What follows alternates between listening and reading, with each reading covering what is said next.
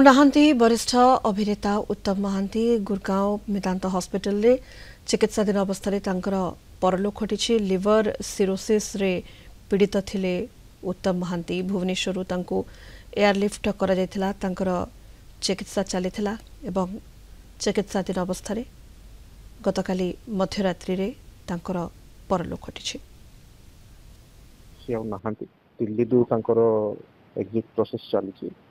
almost 11टा भितर भुवनेश्वर पहुंचे जहाँ आम खबर पाई शेष यात्रा भुवनेश्वर ही अरेंज करा जहाँ स्वर्गद्वार काम हम शोभा यात्रा भुवनेश्वर ही हम सी तो आम गर्व आम एक्सट्रा अधिका कौन एक्सप्लेन तो करें पूरा परिवार से बैकबोन ही थे माने लॉस तो भरपाई करें भाई चली गले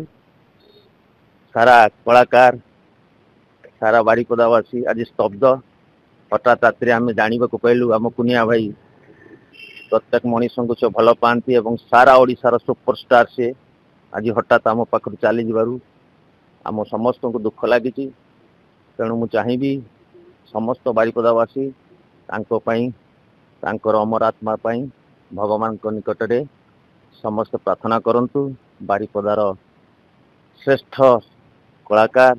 एवं आम तांकु नहीं कि पिलादिन बढ़ीचु तांकु देखिकी आम जीवन स्वप्न को देखीचु तांको गीत शुणिक आम गीत गाइचु तांकु देखिकी बहुत जिनस जानीचु